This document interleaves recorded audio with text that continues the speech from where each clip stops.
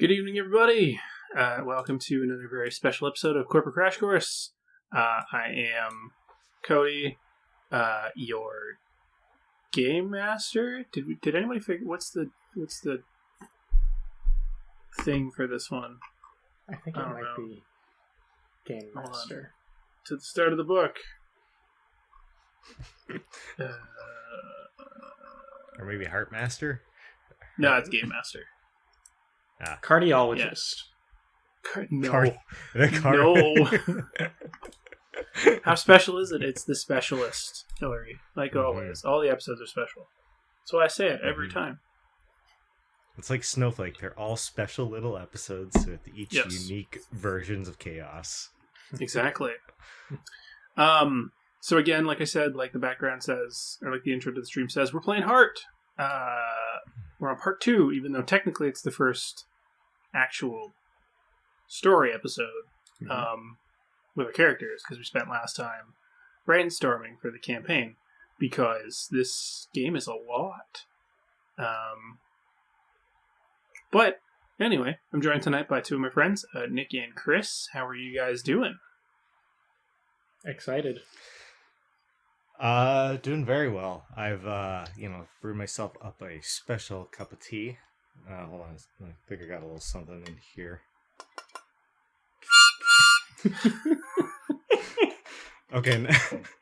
Okay, now I'm ready.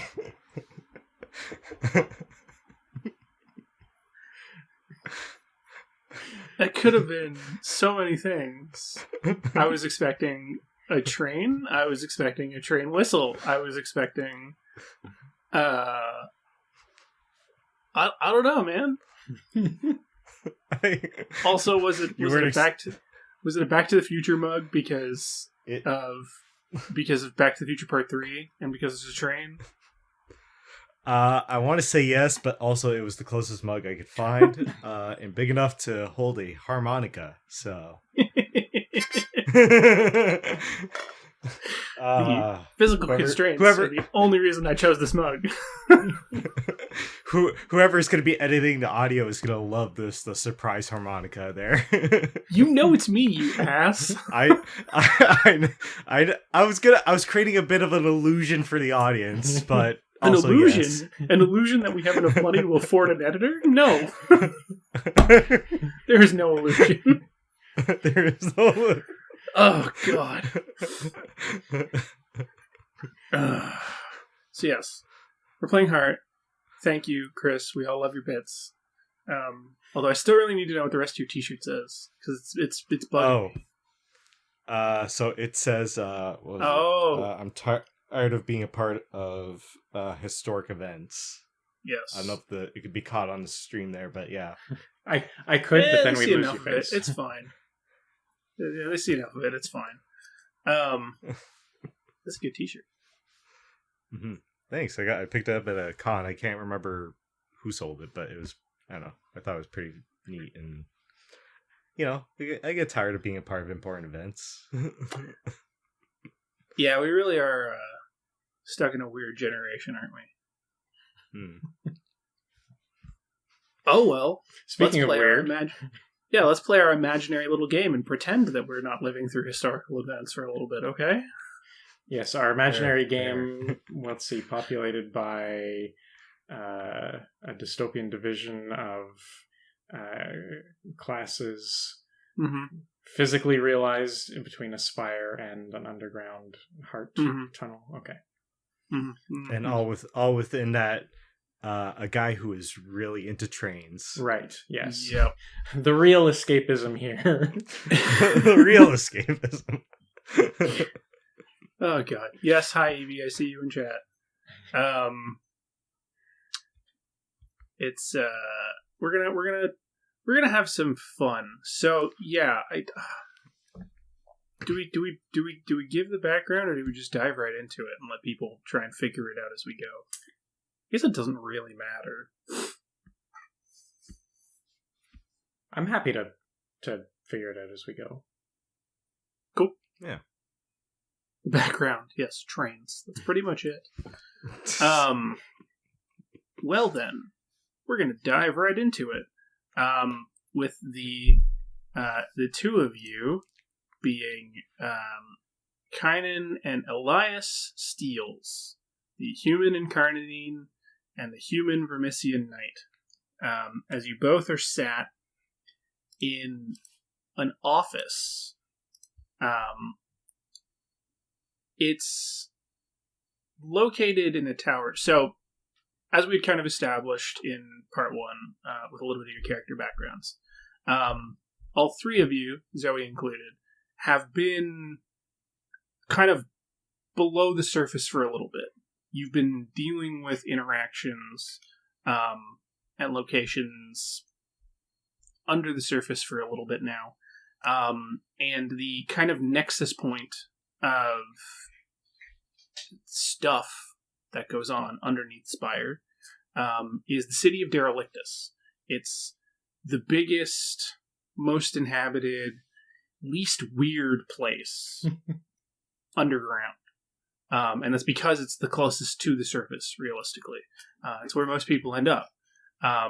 And has always kind of meant to exist as kind of a waypoint to allow people to go further down or to get back up to the surface. And so this office you're sitting in is in Derelictus. It's at a high point, almost in the top of a tower, overlooking some of the slums and the alleys of the city. The city of Derelictus is, kind of as the name would imply, pretty downtrodden, pretty gross. It doesn't really have, like, a sky. I guess it kind of still does. It would be, like, reminiscent of, I want to say, like, Elden Ring, when you go to the underground portion, and there's the whole, like, there's a sky and stars, but it's not really. There's, like, bioluminescent almost to a degree. This probably would be a little bit more red, matching kind of our background of the stream. So this tower, this office, you're sitting in kind of very heavy wooden chairs. They're decently kind of padded, I would say. They're facing a desk, which is also very large, very heavy, very wood. And a large wingback chair behind it, which is currently kind of turned around to the group of you. To the two of you, sorry. The rest of the office is full of charts and books, random objects that seem of, if not potential value, of at least potential interest. And as you're sitting there kind of looking around and taking all of that in, the chair spins around, and an elf ear leans over the desk and looks at the two of you. And doesn't say anything. Just waits for the two of you to start talking.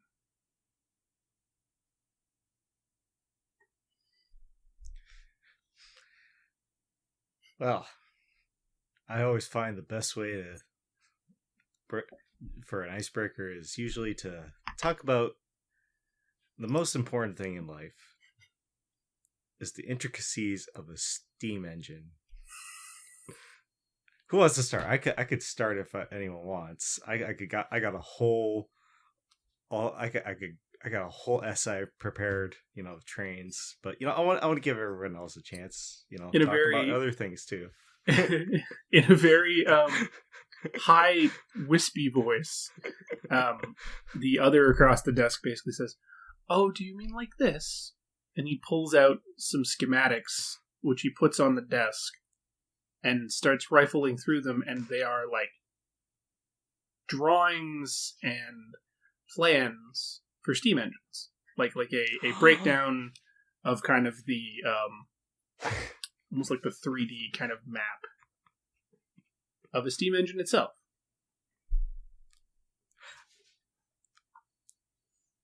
Do you mind if I take a closer? I want to take a closer look at this. I don't know if you can tell. I'm a big fan of this kind of thing. This is what I live for. But you can look, but please don't touch. This is something that is quite rare down here. Fair. I respect that. I'm gonna just keep it close, but fair distance away, just to not damage any of these. These are valuable pieces of paper right here, so I'm just gonna take a close look as is. And I just lean in as like not annoyingly close, but just like close enough that I'm like, it's like I can't believe I'm right here, that I can almost touch it, kind of like distance between it. the elf here also kind of like leans in and is almost like whispering a little bit to Elias Steele. It's just basically like, you see, if you watch here, you can actually see the ways. Here's where the water gets boiled and then it pumps through, and here are the pistons where it needs to back, and then it recirculates and it gets condensed back in, and then it shows here. And this is actually a much later model that was produced afterwards. It's much more efficient than the original models. I don't have plans for those, sadly. Yeah, no, I get that. Man, this is wild. Sorry, I'm just blown away right now. Hey, you gotta like come over and look at this. Like you're missing out on some good, like, interesting train stuff over here. Kenan will kind of like stand and lean, like not even lean, just kind of look down at the schematics and say, yes, quite fascinating. Was there a business deal we were looking to conclude here, gentlemen? Oh, right. I forgot that's why we're here. Sorry, I interrupted. I just thank you for sharing this. But yeah, I guess we should get back to why we're here. So no, thank you. That is most fair. Never let it be said that I have not been willing to indulge a guest in a request of such a nature. Yes, I called both of you up here. I'm assuming that you both are aware of my title here within the city. I'm known as the one who provides, sometimes the provider for short. And as a result, I'm specialized in making sure that things get to the city that people need. Sometimes it's difficult. Sometimes it's quite expensive.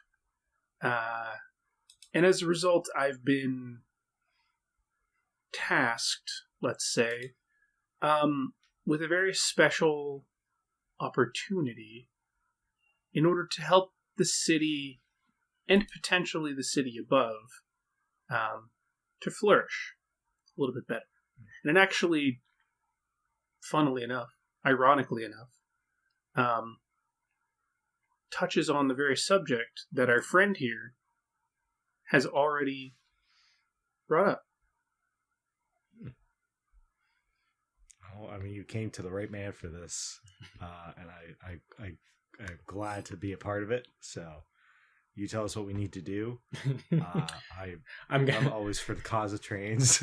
I'm gonna kind of grab Elias' shoulder a little bit and gently guide him back into his seat. Yes, I understand that it's quite an exciting opportunity, and certainly would love to help our fairly fair city. What are the parameters of the job? Gentlemen, what do you know about the Vermissian? Well, as a Vermissian myself, I know quite a bit. Mainly, I assemble myself with various train parts, and hope one day we could get actual trains running again. As far as I recall of my duty and part of my train-based morals. Yes, I noticed your attire. Do you know how old the Vermissian is? Ooh, well, goes back quite some ages. Well before my time, if I recall, at least. Yes. It was around 150 years ago. So, a few generations back, my people, in particular, from the Spire, came down and dug the tunnels in the hopes of creating a vast mass transit network, in order to help bring resources from below to above. Obviously, it doesn't work right now. We all know it doesn't work. The tunnels exist, the stations exist, but nothing is running. I think that's a fair assessment, correct? Yeah, that is a fair assessment, and it's always been a lifetime goal of mine to help get those trains running, and I'm glad to meet someone who has had a part of that history. So, Well, anything I can do to get it moving. Then you are in luck, my friend, because that's the very goal of the business transaction of which we are currently conducting. Perfect. We've received word of something a little bit deeper within the network. There seems to be an issue somewhere in hold on, Terminus, where some kind of beast has been being brought up to us. This beast is creating not only physical problems, blocking trains, destroying them, but also metaphysical problems. It seems to be warping time and space in ways we don't fully understand. And it seems to be tied to the Nexus device of that station itself. So, the deal that I'm proposing right now is for the two of you, and anybody else you can talk into potentially going down and doing this, to go down there, deal with whatever this thing is, and bring us back some copy of the Nexus device. Either the actual device itself or a good enough facsimile that we could potentially gain a better understanding of what it is, how it works, how we could potentially bend it in our favor to, in the end, hopefully get the Vermissian back online.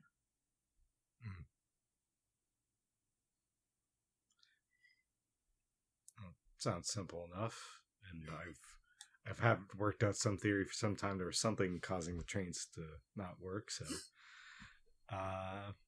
yeah, I am up for this task, and I believe my friend here is also up for this task as well. Well, yeah, you sure are eager, given that you're willing to sign up, and I haven't even told you what's in it for you. Too late though, so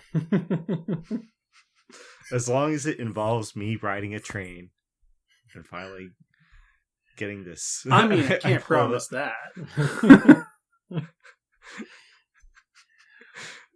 But if it gets me this much closer to riding a train, I will accept even just that. If it makes me think I'm getting closer to riding a train, that's good enough. I'm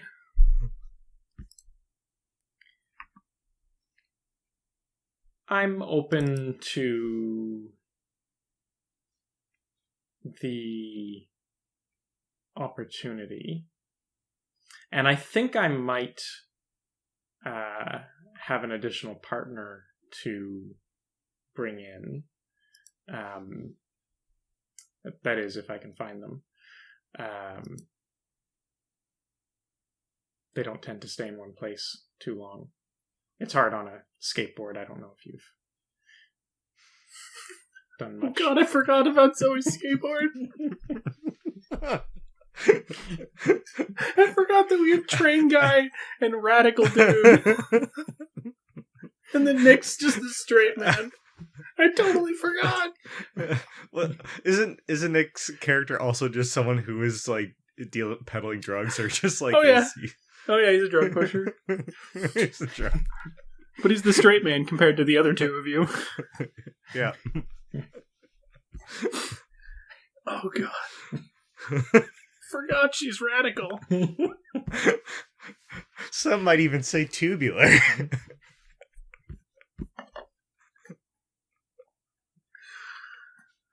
Oh.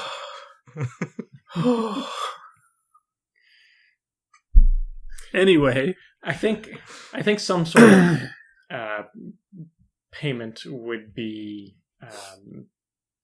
necessary. I'm thinking some upfront that we'd likely use to help fund this. I assume this is not an easy trip. I haven't actually delved to Terminus myself, but maybe one of these maps that you have here would help us.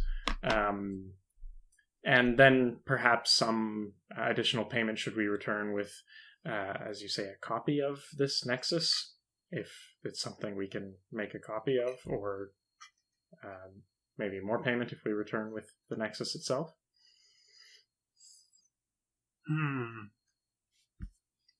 He considers.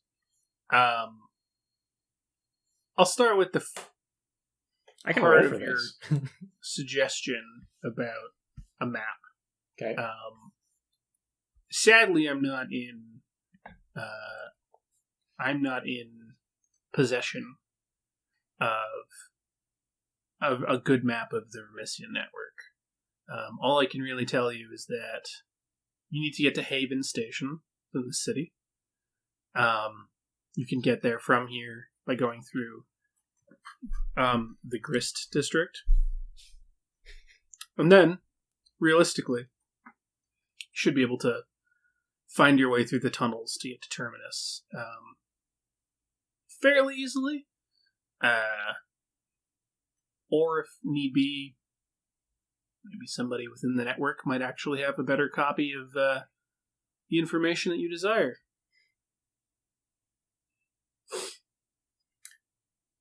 Fair enough. Sure, you can figure it out. So, no map. Now let's talk payment. Quite. I have, if we'd like to have our first roll, it's up to you. I have Compel and Haven. Compel for skill and Haven for domain. Mechanically speaking, if that's my job. I like the sound of that. Okay. Now, is there anything else you can? I don't have a knack or a mastery, I don't think, to add an additional. I could get some help, but if I'm honest, I don't think Elias is doing much helping, given that he was ready to sign up as soon as the word train entered the negotiation. So this might be a 2d10, I think.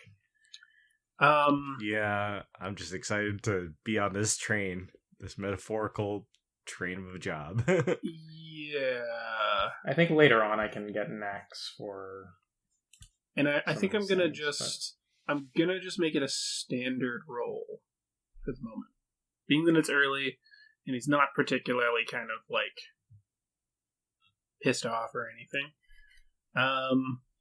So you won't lose any dice. Okay. So go ahead. You might still take stress though. I might. That's part of the game. So 2d10. Hey, look at that. I won't take stress because I have a 10 and an 8. Oof. So I crit the negotiation. You did. That was pretty good.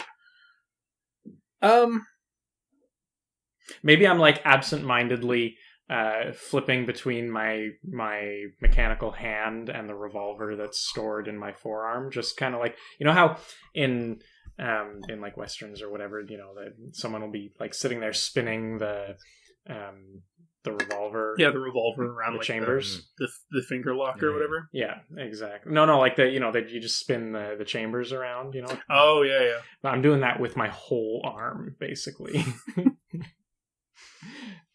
Just kind of resting my elbow on the table. So you do compel. I mean,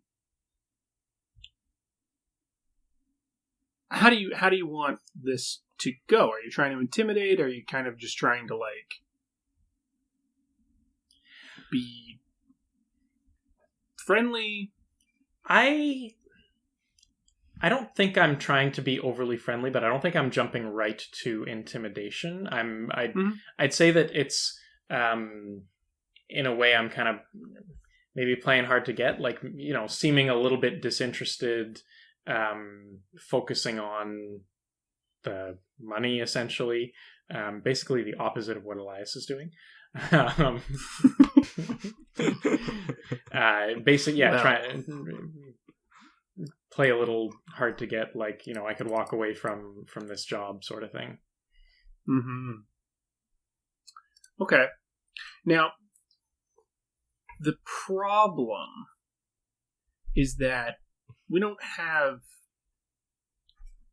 money per se, right? Like, there is no, and this is partially me speaking to you as Cody, the GM through the game, but also even in character, like, the provider kind of looks at you and it's just kind of like, well, my plan was to provide you with something of exquisite value when you came back. Something very rare, something very expensive to the right buyer. If you're proposing changing the way that my initial understanding of the business was going to work, I can instead provide you with two things. I can't really say for sure if they will be of equal or greater value than the thing that I already had in mind. But to fit your expectation or your hope of this transaction, I can provide a small payment up front, and maybe here's what I'll do. Depending on the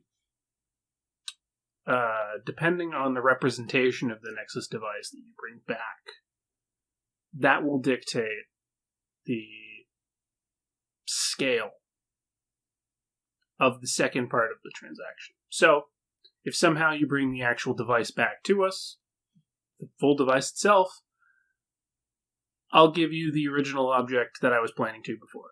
So you can consider the beginning payment as an addition overall.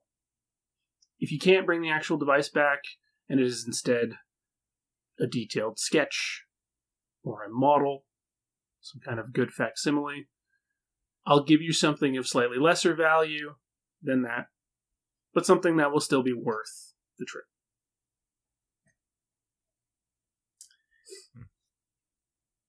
I'm gonna stand up from my chair. And, you know, like, rubbing my chin a little bit, I'm gonna go poke around the shelves. I'm not gonna touch anything, but I'm gonna, you know, like, inspect the shelves around this dude's office. Okay. Yeah, I'm like, you know, is there like a I don't know. I want you to roll 2d10s for me. Okay. I got a 9 and a 3. Okay. First thing that catches your eye is something that's that appears to be quite valuable. Now, Haven is kind of like society, right? I'm pretty sure Like- that as a domain that covers most of, like, it covers Derelictus and then, like, some of the more established settlements, I think. So, yeah, it's Okay. like, Yep. Okay. So you find the thing that first catches your eye is a gilded key, like slight, not to the realm of like a very oversized like key to the city type thing, but it's clearly very valuable in the sense that it's made of some kind of very precious metal. mhm. It's gilded with stones. It's probably a little bit too big to actually be functional, so it's probably more of just a ceremonial gift or like some kind of Okay. a what's the word I'm looking for here? Symbolic thing. And yeah, it's sitting in like a glass topped, velvet kind of cushioned box on the desk. Okay. I like that. I like the idea of taking this from this guy. So yeah, I'll kind of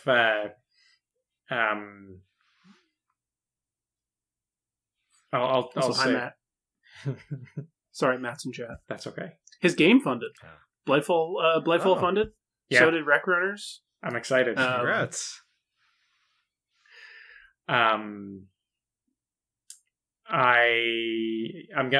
say well, I think that sounds like a fair deal, and it's always useful to have a few odds and ends here and there when you're getting ready for a delve. You never know who might be able to help you out for the right token.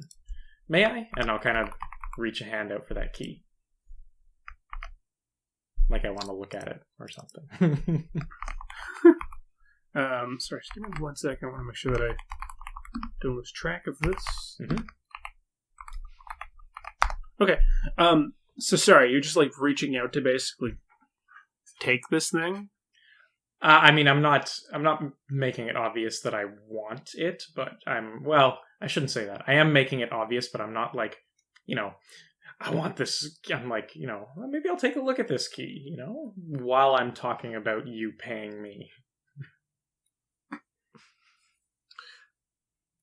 He looks at Elias and just kind of like, is he always like this?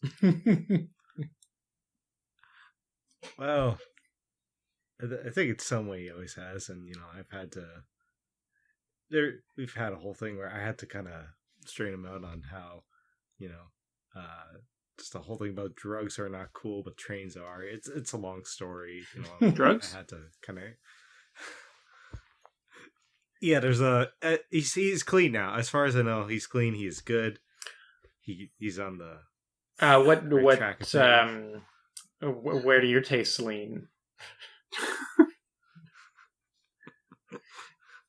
My good man. A man in my position is not about my tastes. It is about the tastes of the city. So variety is perhaps your Now, according to this one over here, and he points to Elias, you're clean, so this isn't really something for you to be concerned about with the reopening of the Remisium, right? Of course. Call it the curiosity of a retiree.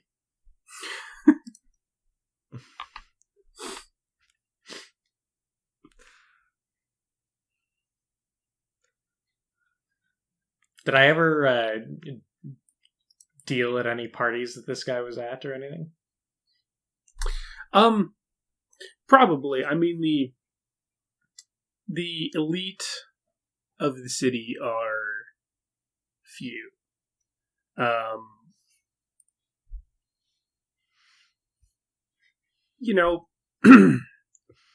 we're kind of hand waving over how you made your introduction, how you got this meeting in the first place, whether it's a personal connection that you already have or through somebody else. I feel like this is going down like a referral. Like we're not. I don't know this guy, but Yep. I know a lot of guys like this guy. Yes. I'm forgetting what the original point of this. Oh, I want that digression key as Right. my upfront portion of the payment. Is your upfront portion of the payment. Oh wow.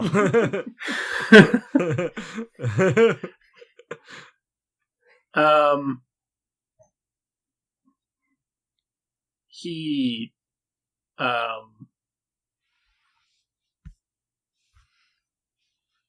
trying to think of how I can twist this, especially with your beats.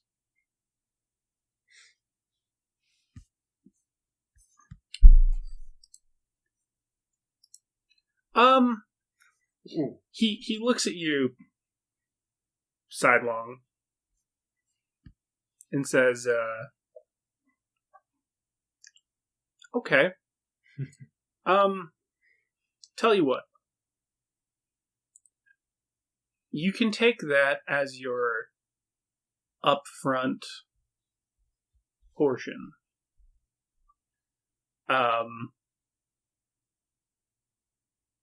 But I might, upon your return, require some information about the activities of which you used to partake.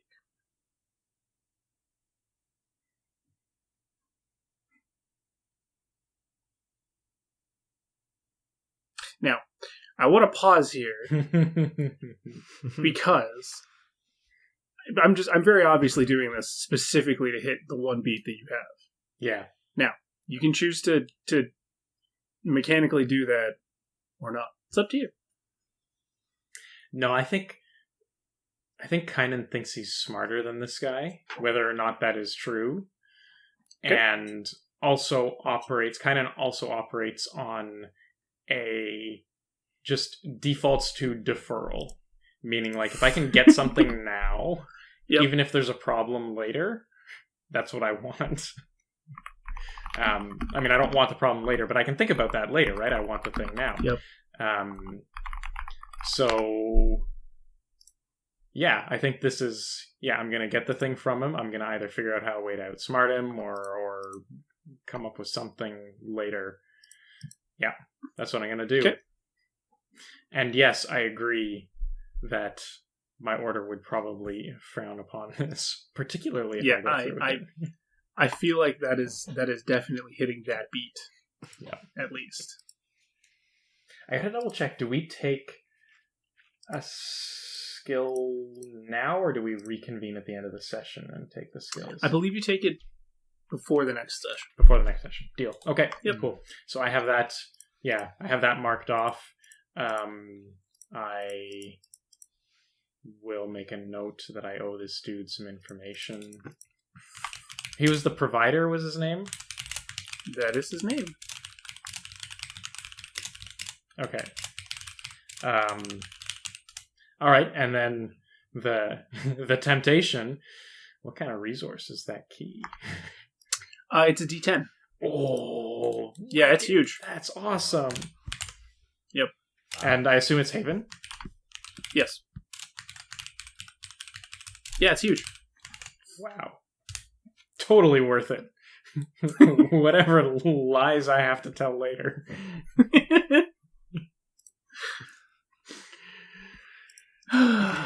Well, sir, I think you have a deal. And I'll reach out my meat hand towards him. Excellent. It is for you, and he turns back to Elias. And he says, I appreciate our discussion from before, and I also appreciate that you haven't felt the need to lay claim to whatever you want from around the room. Well, as a man of honor and a love of locomotives, much like yourself, you shared with. I appreciate, especially just the fact that I even got to see old schematics has really warmed my heart, or warmed my my coal burning engine, little thing like that. But I appreciate it, and I just like to take the opportunity as a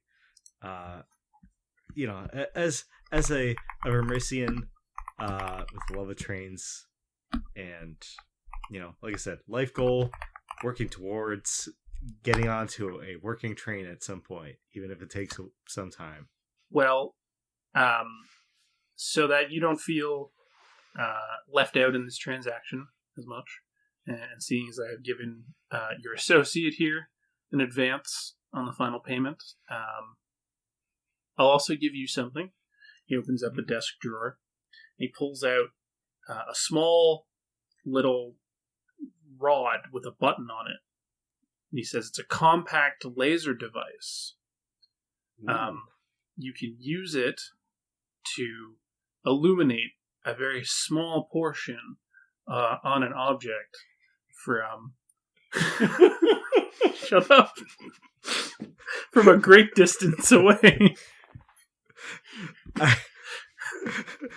It's a laser pointer. He's giving you a laser pointer. I know that, but for Elias, that is still gonna be the most amazing shit. Where he's gonna be like, "Do you mind if I try it out right now?" Yeah, go ahead, go for it. Okay. He takes it. It's like looking at it. These things used to run on something called batteries, but some wizard that I knew shoved some kind of glowing blue technology into the bottom of it. The thing never runs out of power. Ooh, this is gonna be wild. Oh, that's thing. My good eye. That thing? Oh, sorry. I didn't realize how dangerous these are. So sorry about your eye. Anyway, just gonna put this away for now. Yes, so it's a D6 object. Is it a weapon? D6. Can it do mind stress? Potentially. I could just annoy enemies to death by using a laser pointer. It's like, stop.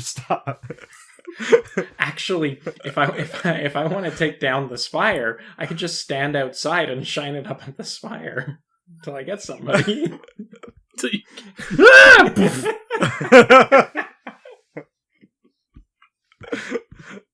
Also, I know it is a joke thing, but I'm still putting it in my equipment as laser. No, you should. With the D6.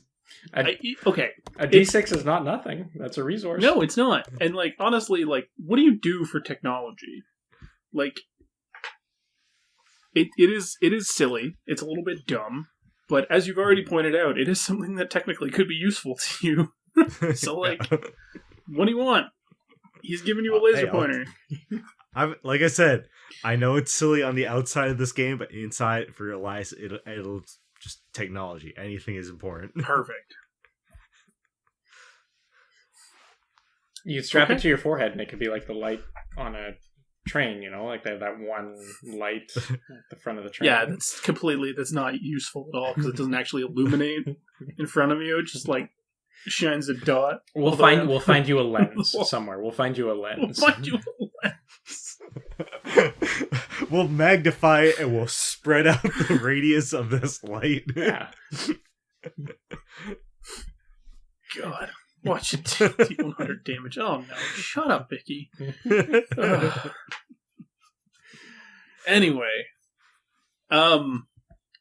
so after giving you the laser pointer, he just kind of looks at you and just kind of goes, So, anything else, or will you probably best be on your way?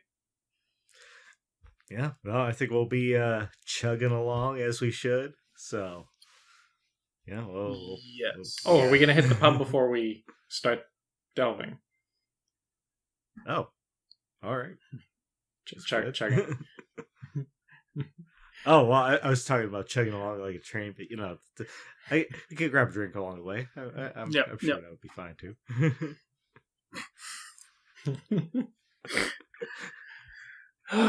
Okay. So exiting the tower. Like you said. Well, then I'll put that to you. Do you want to go to the pub, or are you hoping to go to the station? I don't know. Would you be up for a pre-adventure drink? Hey, you never know when your next drink is going to be. That is fair. And I did want to see if I could get in touch with Druss, or like put out some, reach out to my network and see what Druss is up to lately. Okay. So I think that might be a fun pit stop. All right.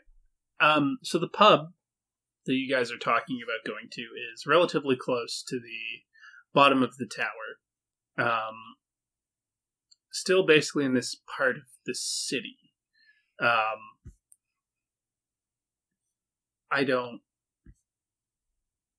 trying to come up with a good name for a pub in Derelictus in the city below. Derelict and good? I don't know. I was thinking, like, it's got to be adjective noun, right? That's the classic. I'm thinking, like, the rusting ventricle or something. I don't know if that's too on the nose. Dude, that's exactly where my brain was going. Okay. And that's... I think that's what we're going with then. The rusty, rusted ventricle. I know this that's great cool place just around the corner. I haven't been in a while, but there was a guy I used to play dice with there. It's called... And it's got this badass sign where it's like a heart design, but they're made out of like spokes and like gear bits. Very cool. Yeah, that's pretty badass. Cool. I'm happy with that. All right. I do love me some gear bits. It squeaks as it hangs above the door.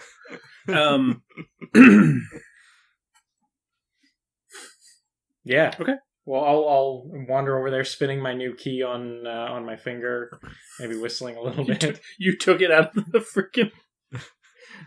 First thing he does, he takes it out of the box. He's just showing it off. Just like, look what I got. I mean, it's just packaging. It's just packaging. I might have left the box in the guy's office. Even. I'm probably just using like the laser pointer to point out the sign of the gears and whatnot. It's like, oh, if you notice like that specific gear right there, like that's used for like just like.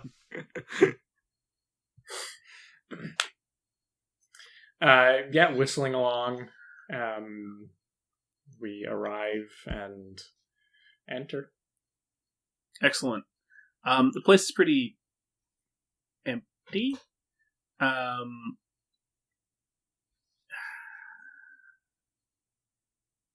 I want to say you're walking into like a typical kind of fantasy situation there. Like you probably got like a table full of large muscular dudes, probably some kind of laborers.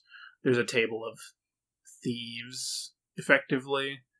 And that's kind of it. The barman seems like a slightly older gentleman. White hair, very kind of leathery skin,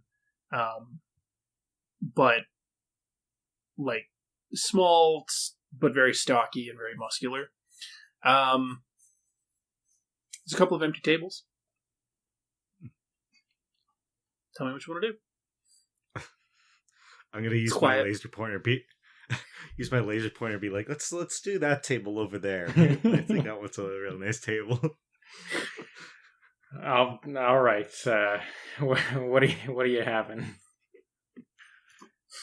I say we ask the barkeep for his finest ale, something to quench our thirst for a grand adventure that involves the one thing I love most.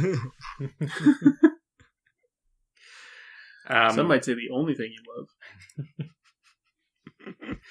I'll let Elias settle himself at the table. I'll walk up to the bar and nod, and I'll have 2 pints of the Iron Blood Stout, if you've got it. The Iron Blood Stout. You're in luck. We recently found another barrel in the basement. This one's gotten quite good, too. It's from the last Constrict domination. So it's aged quite well, and some of the patrons have described it as particularly metallic. Oh, my friend is going to love it. Good.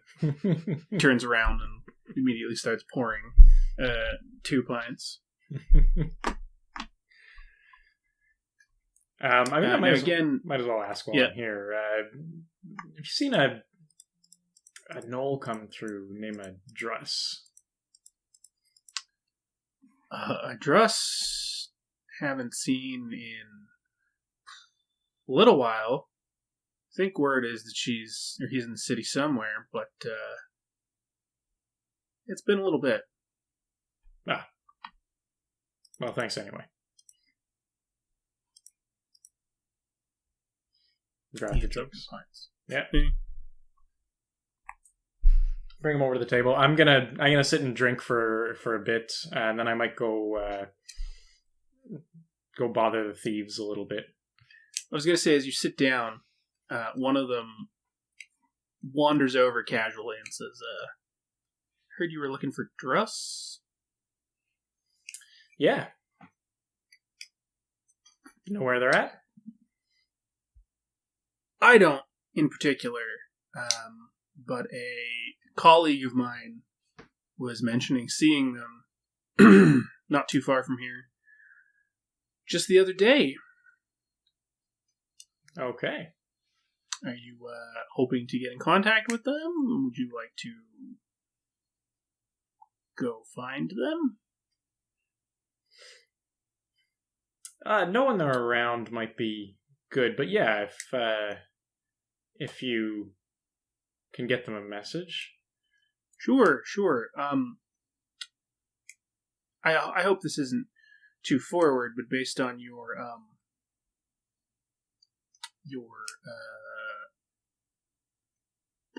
reputation, shall we say, definitely easily do that for you if you're able to, how do the surface dwellers say it? Hook a brother up. Oh. He kind of like taps his nose. Elias just looks. I think you might have a cold. I don't know. I mean, you might have. I'm sure you could get something for that, like one of the drugstores over there.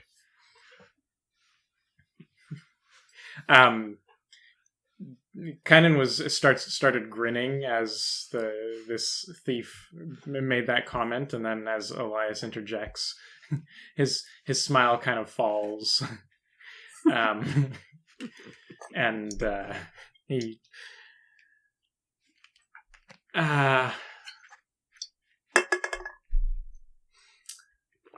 You know what? Maybe another time. Bam. Good job.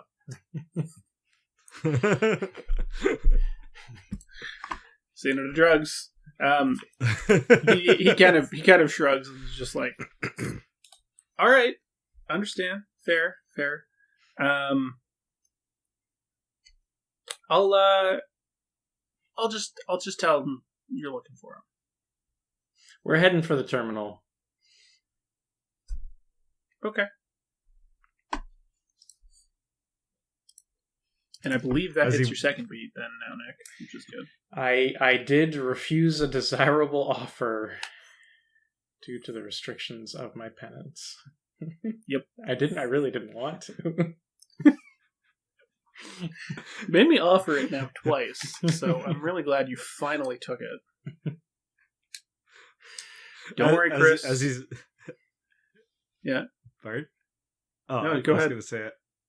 I was gonna say, as he's walking away, I just turned and he's like, he seems like a really nice friend of yours. Like, I don't know. Has a good vibe to him, I think. You know, I've made a lot of friends. I'm going about that with an assumption that, like, you know, Kainen's order has some kind of marking to dictate that that's what they do. Like either a tattoo or like a tag or something that people in the know would pay attention to. Yeah, that's a good... thus would know what to look for to identify an individual who could get them what they want. Yeah.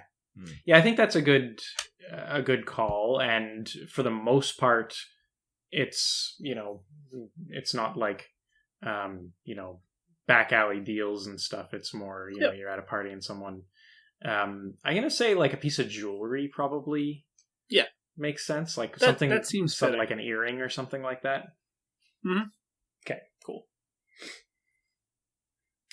I'll finish my drink, and I'll look to Elias and say, look, you've met Druss, right? Yeah, it is. I think it's been a little while since I met Druss. But yeah, no, I think I remember Druss. Had some really sick ollies from what I remember. Yeah. Yeah. Can never forget those sick ollies. They stick with you, you know? Just said in the most deadpan voice. Yeah, they were really sick.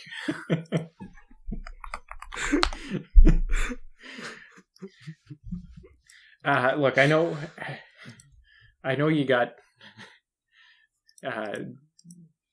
stars in your eyes about the terminus, but I mean, from what I've heard, it's gonna be a bit of a slog to get there. So I'm hoping we can connect with Druss. I mean, they got me out of some sticky situations before. Not that I don't trust you to have my back, but you know, I think we'd all agree that if you know, we get to Terminus or even close to Terminus and you have a choice between me or the trains, we all know what you're going to pick. Druss, I don't think has that same problem. If you have a choice between me or the trains, we know what you're going to pick. That's so good. It's good that he called it out, at least. I mean, Elias just breathed a sigh of relief. I mean, I didn't want to say it, but I'm really glad you said it. I'm glad you said something. I mean, I'm okay with it. I've always said I one of the things that I appreciate the most about you is, you know, like your honesty. You're honest with yourself. You're honest with us. It's the dedication to your craft. Yeah.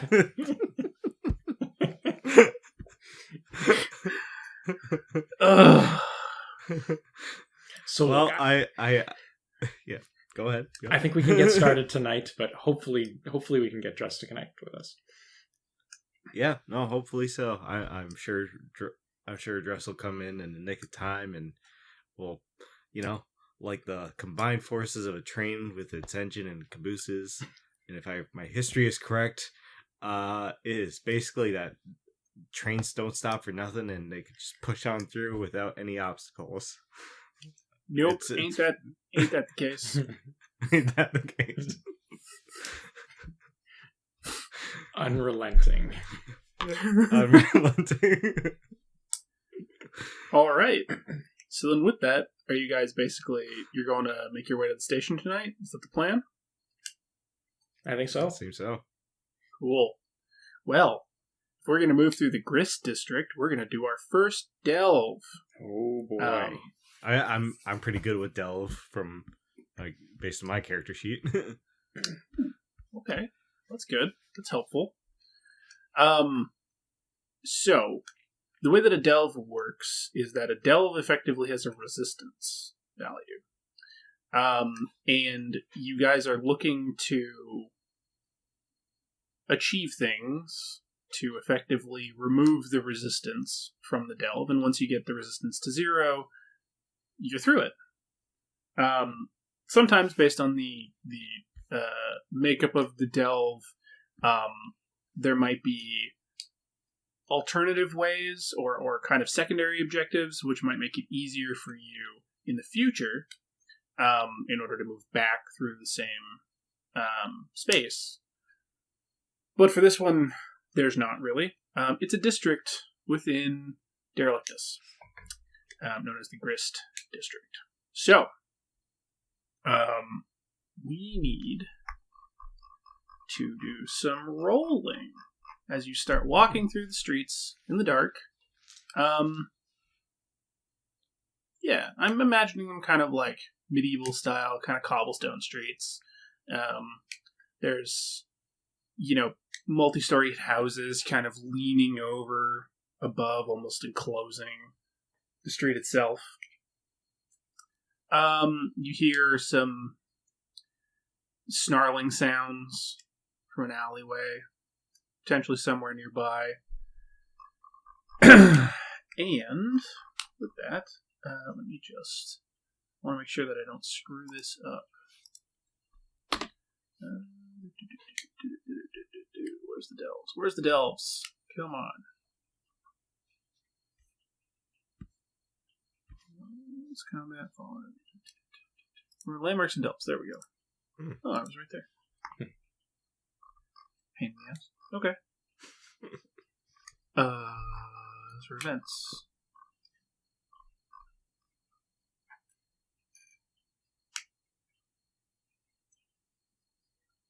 So,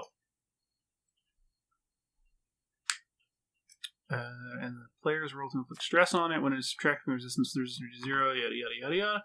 Higher resistance, the longer the delve will take. Lots of ways for characters to increase the stress they inflict on adversaries. There aren't as many options when it comes to inflicting stress on delves. The average stress marked against a delve is about 2 per roll. Specialized explorer classes, such as the Vermisian Knight, increasing to around 3.5. Hey. So, and I think that's mostly because you already have delve. Like, because you have delve as a skill. Yeah. You are more likely to do more damage to it. Mm-hmm. Typically. Yeah. So, somebody's got to roll to make some distance down the delve. Okay, so this is like, what kind of district is this? It's a residential district. Maybe Okay. there are, like, shops and stuff on the bottom floor, but it's night, so everything's closed. Okay, fair enough. No, since it's delve, I guess I'll be rolling then. What do I? Also, forgive me. I'm trying to remember what I need for dice on this one. So it'll be need- up to 4 You need D10s. Yeah. 4 D10. You need D10s, and, go ahead, Dick. There's your skill, which I assume you'll be using delve. If you have a knack for delve, you're adding an additional D10. And then the domain for this, which Cody can tell us, will potentially give you a die if you have a match. This is Warren, so I don't think you do. Ooh. No, and I don't think I have a knack either as far as I know. Okay. So I guess it's just delve itself. Yeah. So that would be 1d10, but I might help you because I have Warren. So the way helping works, I think, is that it just happens. I just give you an extra die. But if you fail or if you take stress on a success at a cost, I also take the same stress. That's the cost, Okay. essentially. All right.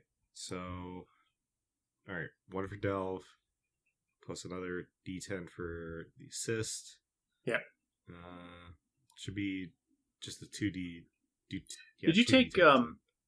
Chris? What were your minor abilities again? Oh, let's see. You took Protector's Gauntlet, right? And Well Traveled. Yes. So what domains did you pick for Well Traveled?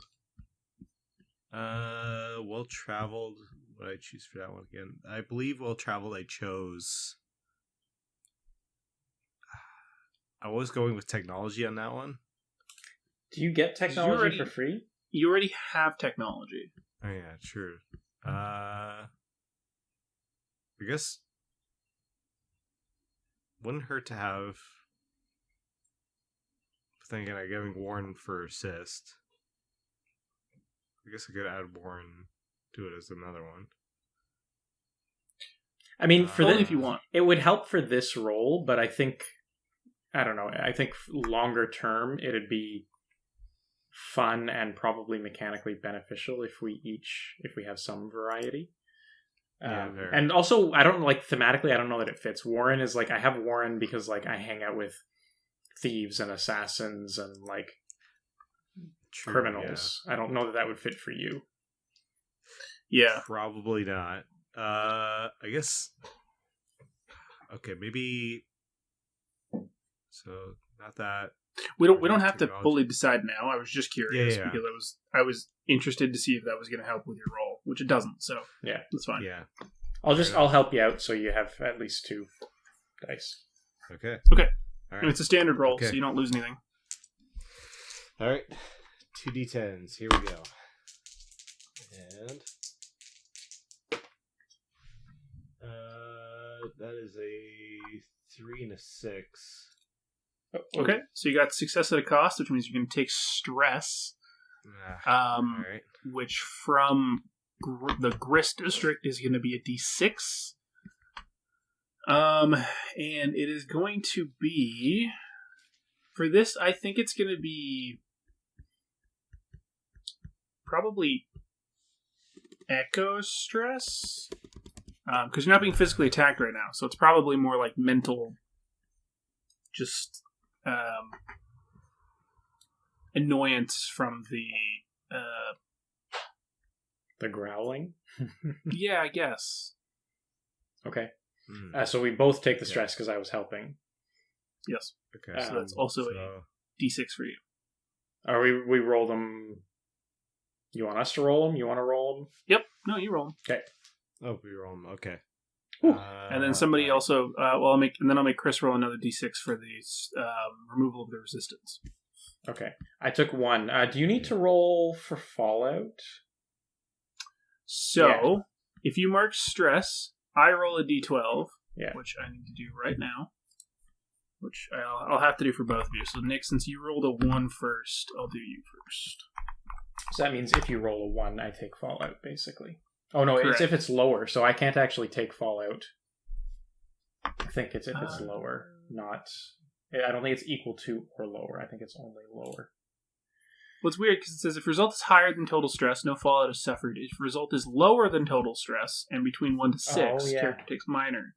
No, you're right. I had it wrong in my notes here. So it's equal or lower. So I could still take stress. Well, no, but that's what I'm saying. That's what's weird because the rules, at least the rule summary in the appendix, doesn't point out where the equal point is. It basically just says you're safe if you roll higher. And you're not if you roll lower. I'm on 215, bottom right corner of the page. Yeah, me too. If they roll equal or lower in my version, you suffer fallout. Mine doesn't say that. Maybe it's an addition thing or something. Mine says if result is lower than total stress and between 1 to 6, character takes minor fallout and clears all stress. And then if result is lower than total stress and between 7 to 12, character takes major fallout and clears all stress. Well... sorry, it might be in the fallout section. Hold on. It's fun if I have a chance of getting fallout. Yeah. So in the actual fallout section, it does say if they roll equal or lower, you suffer fallout. Okay, so there's still a Right. chance. Sorry. Doesn't matter. I rolled a 9, so who cares? Chris, what did you roll? Oh, right. Sorry. I was trying to keep track of that. Okay, so Mark. You trying to follow along? It's okay. Mark 1 for Echo, and I rolling a d6. I got a 3. Okay, so that's 3 echo stress for you, and I'm going to roll a d12, and I rolled an 11, so no, you're fine. So okay. No fallout for either of you. Sad. All right. So that and now, is 3. Yeah. Okay. And now I need you to roll another d6 so that you can clear part of the resistance, because you did succeed. Okay. Roll another d6. That gives me a 5. Ooh, Cool. solid. It's pretty good. And as you're walking through, you think that the growling is actually starting to kind of get closer. And you start to notice some of the windows in the houses closer that you're approaching are open.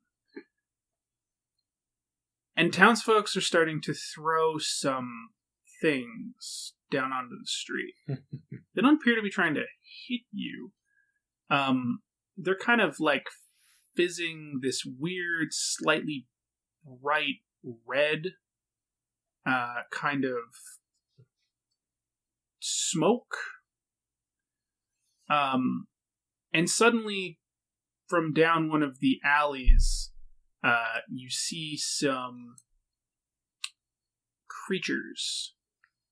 These things start to kind of shamble out of the alleyway.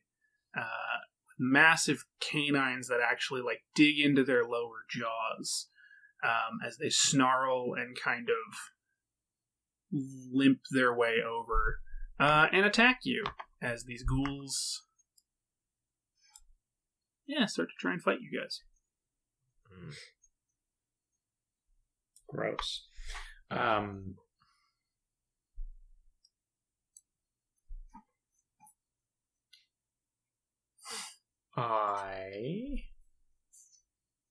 don't know. I have to. My gun is expensive, so I assume if I have to buy ammunition, it will also be expensive. But I have a knife.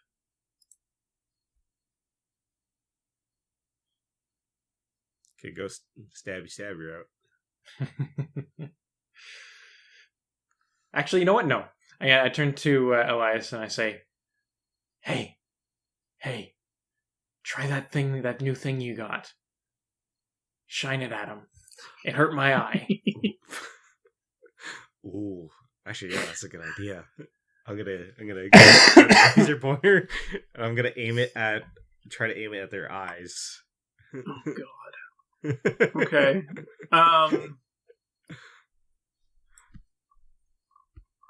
Shit. What skill are we going to use for this? God,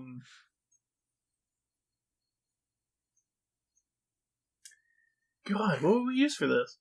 Is there a way I could justify using technologies? No. As some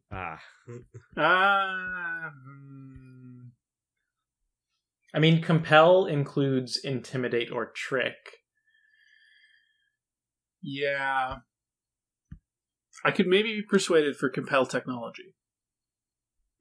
I like the sound of that. That does sound appropriate. Okay. I could at least take that. I have no compel, but I could at least take... I could work... I think I could maybe work with that. I'll help, too. Okay. I'll help again. Oh, God. Because I'm the one who gave you the idea. Okay. Okay. So 2 d10s. Let's see if this works out better for me than before. 7 and a 3. 7. Success at a cost. It doesn't really grant you more, but that's fine. This was also standard difficulty, so we're good. So they approach, and you shine the light in the eye of the lead ghoul, and its hands kind of like come up and shrieks a weird sound. As you don't do physical damage to the thing, but you sure screw it up. I sure somehow. screwed up its vision. And I guess this is going to be another. So actually, first of all, sorry. Because you still need to take stress. I'm going to go with the stress dice from the object itself. So we're going to do another d6. Okay. For using the actual laser pointer. And so we're both taking it because I helped. What track is it against? I think we're going to say because of the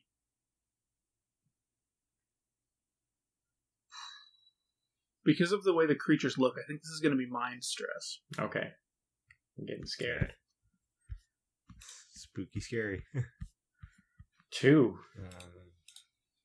So far, lucking out on the stress rolls. Oh, I got 1 for that one. Okay.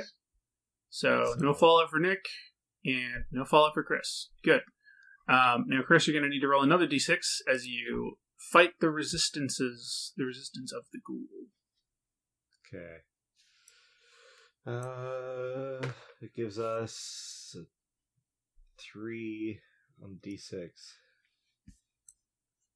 3 on the d6? Okay. That's good. It terrifies the lead ghoul. Makes it shriek. It kind of collapses onto the ground, and as it tries to rationalize whatever has just happened to it. But at that same moment, one of the other ones steps up and seeks to bite at... Which one of you? Let's do this. The old-fashioned move, the die. It's going to be Chris. I'm assuming it makes sense because of the laser pointer. Why not? So... I guess I have to roll kill for it, right? Typically, yeah. So I roll... I don't feel like rolling, but fine. 1.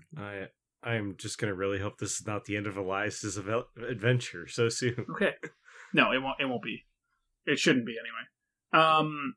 The ghoul takes no stress. Hooray.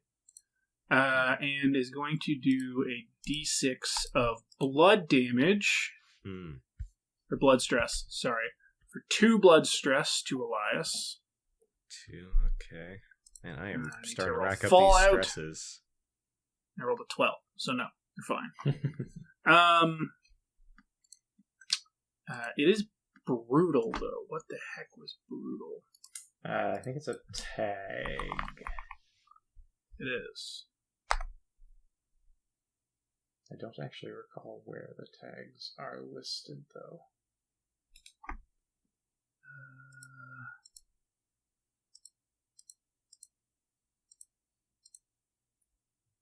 It's a brutal tag, brutal tag, brutal tag, brutal tag.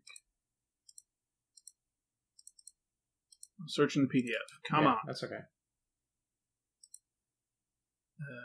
Brutal.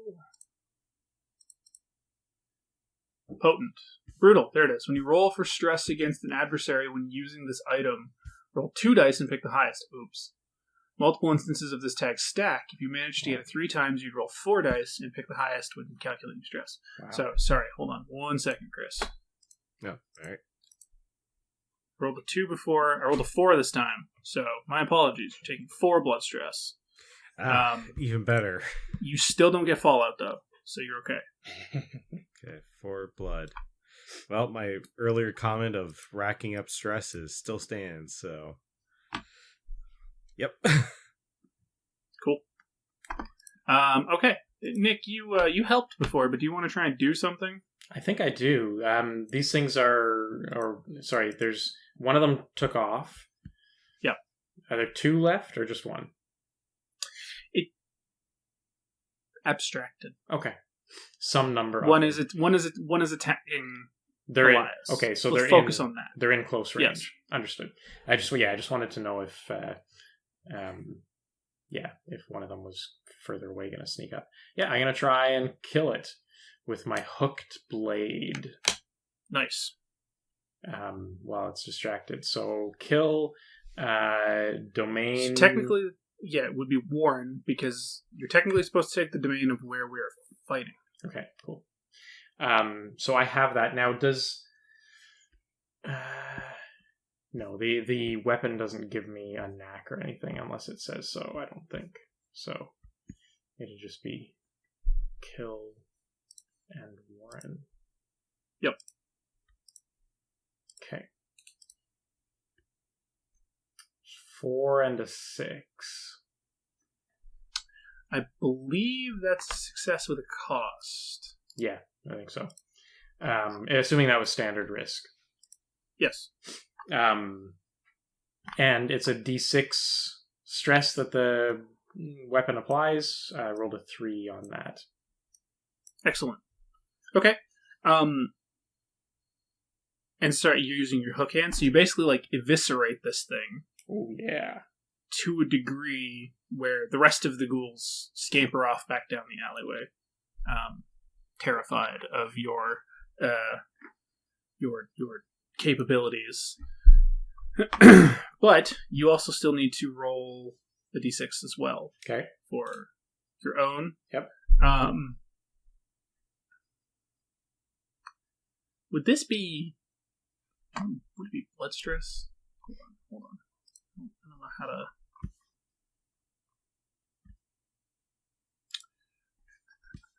Maybe one of them scratched me as they turned to run away. Just swung its arm wildly or something. Yeah.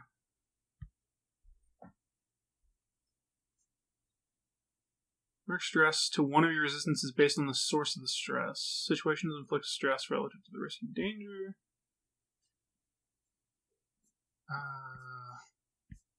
I think in my notes, the way I have it is combat defaults to blood unless there's something else happening. Basically, that's what I would think.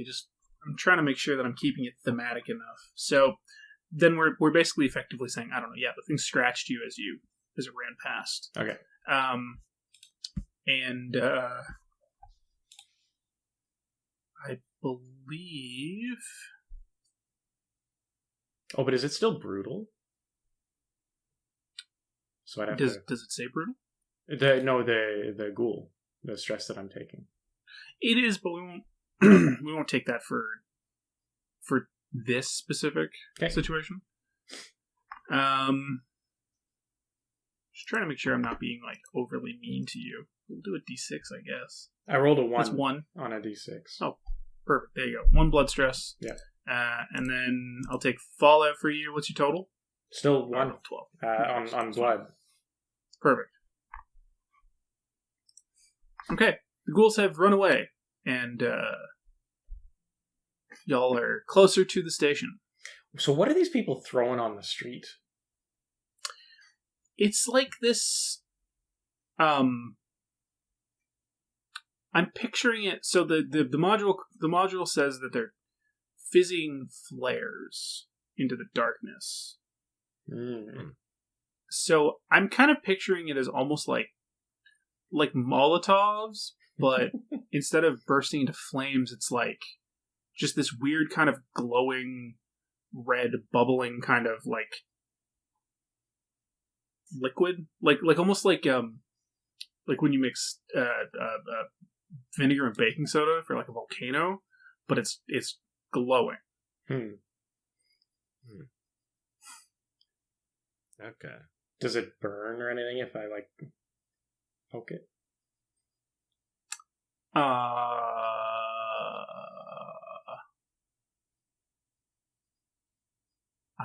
don't know. Should I make you roll for that? I don't know. I'm gonna throw one back at one of the windows and yell at them for throwing things at me. So, problem is you can't really throw it back because, in the sense that they're like Molotovs, they're kind of explodes and fizzes. Yeah, the glass that they're thrown down in shatters, and so it's just this fluid on the floor that's bubbling and kind of. Okay, although just the image of you just trying to scoop this up and just like shove it at them. No, I want to try and catch one that somebody throws and throw that back. I feel like that's going to be a roll. Yeah, well, they're not throwing them anymore. Oh. Once the ghouls started attacking, they've stopped. Man, what were they doing? Did they want us to get eaten? Hey, do you want us to get eaten in there?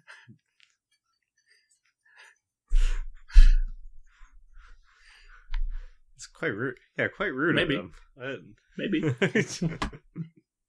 I knew there was a reason why I stayed away from this part of town. All right, are we going to keep delving? Keep on delving. Who's rolling? Well, Elias, do you know which way to go at this? Like, I'm totally turned around now after that. That's a good question.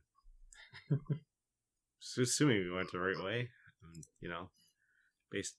I usually follow the same track that leads me to where I'm going based on my training-based morals, which I assume it's the right way, but I guess it also doesn't hurt to ask for any guidance from hopefully at least some friendly folk around here, whoever they may be. That's actually a good idea. Could I try to, I guess, ask someone for, you know what, maybe I'll yell up at one of the windows and say, look, we got rid of those ghouls. Can you help us get out of here? Just need some directions. You get no response.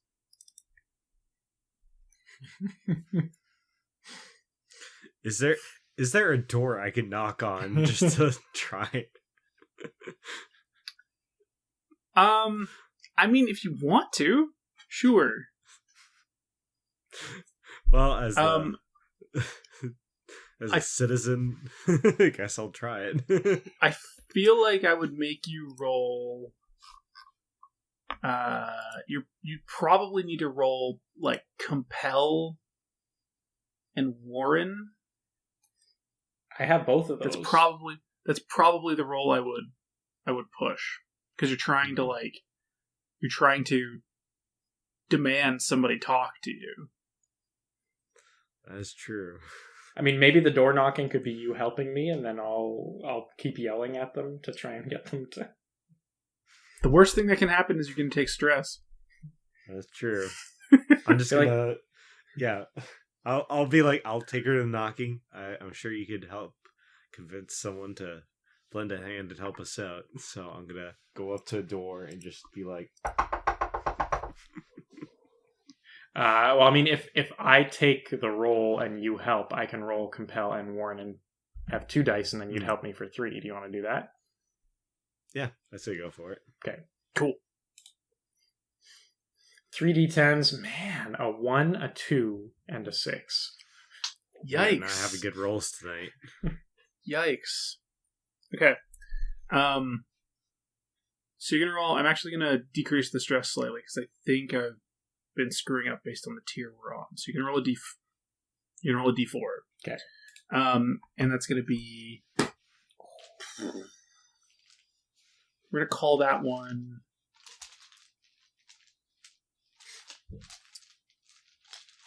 Mind stress, I guess, as the reaction. So you got success. So somebody's definitely going to kind of talk to you.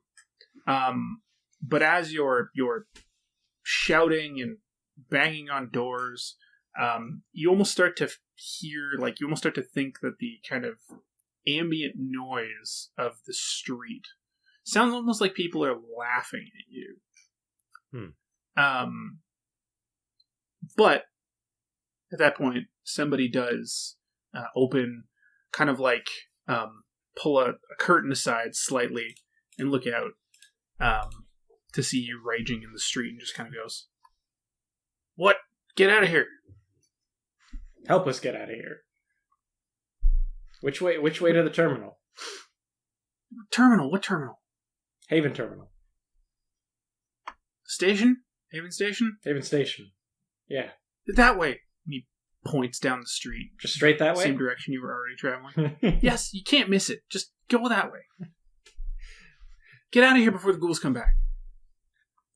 It's whatever whatever you were throwing. Yes, that's the point, you idiot. I think Nick the player is also taking mind stress from having this whole street laughing at us. Yeah. Oh yeah. I should probably roll that. Yeah, so I rolled a D4, right? Yes, D4. I rolled a 4. Oh, right, and I need... which puts what's me your at stress at? 6 mind stress. I rolled a 2, so Nick suffers minor fallout. Oh boy, for minor fallout. Jeez. I also rolled a 4, unfortunately, so I guess that's 4. What's your total mind stress, Chris? That's gonna bring it up to 5. Jeez. Great, because now you also take minor stress for or minor fallout for mind. And boy. so now I gotta pick with this with. Okay, hold on. I'm not prepared for this. I actually happen to be, I think, on the right page. 85. This looks right. Clouded, creepy, collateral magic. Fallout. Here we go. And we said it was mind. Yes. Clouded, creepy, fascination, figment, shaken.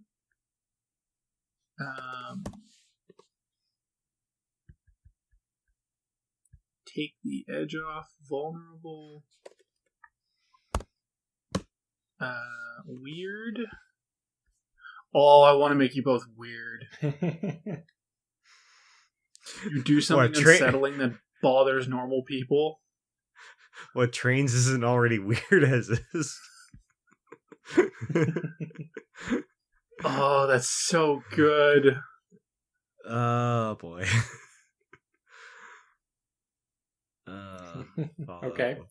What page is that in the thing? I have it on page 85. Yeah, I think it's going to be weird. Okay. Just because that's fun. As the two of you just break from the laughter coming from the houses around you.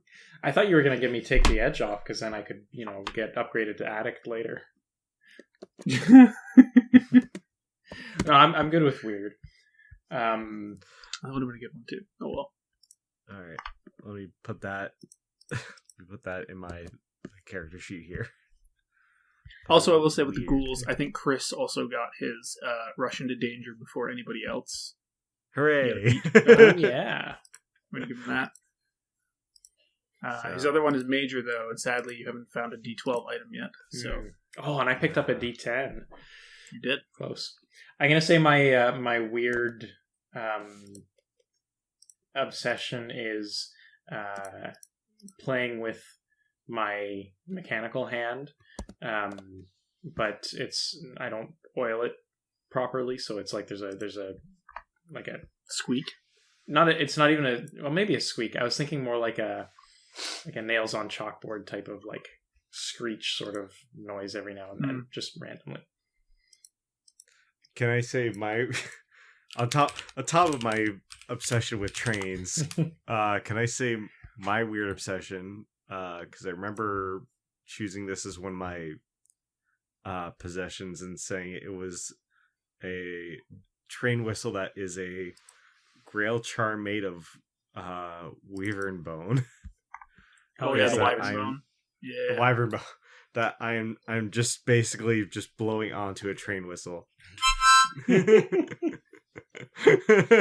Every time he starts to feel mildly uncomfortable, just choo choo. Just it's fine. It's fine. Oh God! So, given that was still a success, are we? Is that knocking resistance off the delve, or is that a boon that we have the direction? No, I'll say that gives you a boon. Then yes, because it doesn't feel like it was specifically just attacking the delve. Okay. So I need to remember how boons work now. I had notes on it. Let me just double check here. Boons and Banes. Oh, you got it.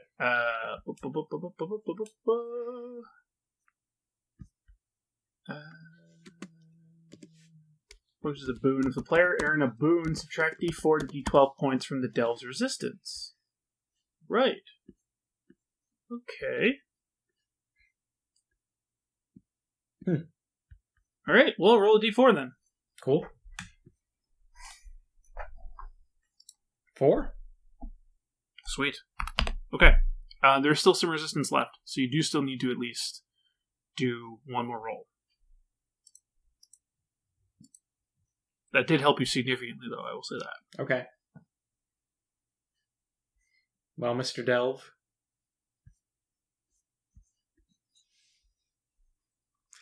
I guess we'll delve away still. I'll keep helping. Yeah. You guys are racking up the stress. Yeah, I did not expect to be this stressed so far into the Just keep into going. the game. Just keep going until you get a major fallout, and then it all goes away. I mean, some of the Fallout things are pretty cool. Oh, jeez. All right. Let me... I'm just going to quickly choose a couple different D10 dice, because apparently these ones are not giving me the best of luck. Okay. Let's go with that one, and... let's say... Yeah, there we go. Two completely different set of dice. Hopefully these two will help. They won't. Sorry, no, that'd be the black background with the white writing saying they didn't help. Just add that into the edit. I got a 5 and a 3. Jeez. Oh no. Oh, and a 5, I believe. That's a failure. Is it a straight failure? That's what I have. Yeah, and take stress. Okay. So it's D4 stress, Chris. I was helping. D4 stress for you too. To what? To... And we'll say another echo 4 this time. for me. Okay. Jesus. As you're walking in, the street seems to be getting longer. Like it seems to kind of stretch in front of you at an unrealistic rate. Elias, I'm thinking we actually should have waited for Druss. I'm not feeling so good. And I'm fiddling with my hand. It screeches. Okay. Who already rolled their D4? Tell me what your echo stress is, and let's roll for Fallout. I have 4 total. Okay, Nick, you go first. I rolled 4. And Chris, I rolled a 4 again. Dang it. Hold on. Let me put 1, 2, 3. Fallout. So that totals to, for Echo, you said? So 1, 2, 3, 4. I have 7 Echo stress. Oh, well, I rolled a 4. So it's still gosh. minor Fallout. Oh, my goodness. So you both got minor Echo Fallout. What else are we adding to weird? Oh my god. Oh, some of these are messed up. These are gross. Where is it? Oh, Chris, you definitely have to take Conduit. Conduit. Yes. Conduit. Yes, you're definitely getting Conduit. Your best efforts to keep the unreal energies of the heart at bay are futile. Your body is crucible for strangest. You cannot use echoes. Jeez. All right.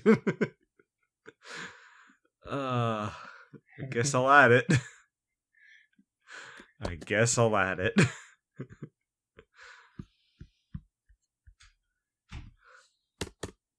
Oh my god.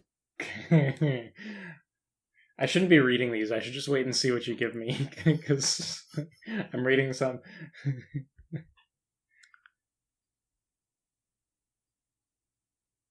Ooh, that's actually cool though. With my, do you want me to try and influence your decisions, Cody? Or do you want These are all really cool. So go ahead. So I really like follower. I think if someone started following me, that would be pretty cool. But I do have that eye, the bronze watchful eye that is in my eye socket. So Hex Eye would actually be pretty thematically cool too. I think we're gonna go with that one then. Okay. I do like the sound of that. Okay. So for now, I'm kind of dizzy. So I will say then, for those, sorry, I know we keep like being quiet as we're reading shit from the book that we picked for the Fallout. So I will say, for Chris, when I picked Conduit, it's because your best efforts to keep the unreal energies of the heart at bay are futile. Your body is a crucible for strangeness. You cannot use echo protection. Like, I'm sorry, that just describes Elias in a paragraph. Now it's just real. And Hexai for Kynan, your vision swims as you start to perceive worlds other than your own, layered on top of one another. Any action you take that requires accurate judging of distance, jumping, shooting, running down a corridor becomes risky. Once per session, you see something useful, ask the GM what it is. So because of Nick's, or Kynan's metal eye in his eye socket, that just feels very thematic. Also, my expensive revolver just got a whole lot more challenging. Yep. Okay, should we try again for breaking through this final piece of resistance? It's like the station, nutty. like you guys can like see the sign for Haven Station, and like you can see the door there, but as you're walking, it just like seems to stretch away from you. It kind of like grabs on to Elias. He's like staggering and stumbling, and I think there was too much iron in that iron blood. And here thought embracing the spirit of a train, having iron would be good for you, but apparently it's not doing well. Well, I'm already nuttier than a fruitcake at this point for Elias, so I guess one more time, what else could happen? Ooh, am I gonna? I mean, we gotta get out of here. I'm gonna help you, but man, I want you to roll better. For the love of all things trains, please let this work. 2 8s. Hooray! 2 8s. Finally. All right. The fact that it's doubles sadly does not help you. Oh. And I believe an 8 success, no stress. Way to go. Okay. Roll a D4. D4. Okay, what do we get for this? Or sorry, D6. D6. Oh, okay, hold on. I'm going to switch out of dice. 4. 4. So it is removed. So you make it to the station, in kind of like a final burst, we'll say. Elias kind of grabs Kynan by the scruff of the jacket, closes his eyes, and just like books forward in the hopes that maybe like if he kind of stops looking, it'll stop like shifting away. And it does, as he throws a shoulder down and just like barrels through the door, landing into kind of a vestibule where there are some stairs descending to where you assume the train platform will be. And so I think I'm going to stop there because you guys have just reached Haven Station, and we're going to deal with that next time and what kind of happens beyond there. So awesome. Kynan, just after getting dragged through the door, lying there, looks up at Elias. Choo choo. And in a closing remark, I'm gonna pull out my train whistle and just happily give a thumbs up in return. Okay. It was a lot of fun. It was. Really liked that. Do you guys have any comments or questions before we sign off for the night? I am glad that this all worked out in the end so far, despite all the terrible rolls and racking up of stress, which... This was just the first episode, Chris. I know. I'm just hoping it gets better from here. Oh, no, it only gets worse. Oh, Jesus. Train, oh, sweet baby train, Jesus. I'm so excited. Okay. Well, look, if there's no other comments or questions, thanks everybody for hanging out. This one was great. We'll see you back next week as we get into Haven Station and deal with whatever that is. You can find us at Corporate Crash Course on YouTube and Twitch. We're at CCCRPGs on Instagram and Twitter. Episode 1 for Heart goes up Friday. And we're going to put this one up by next Tuesday, hopefully, so people can catch up by the time part 3 is about to be streamed. So, we hope you had fun, and hopefully we'll see you next week. Bye. Bye-bye. See ya.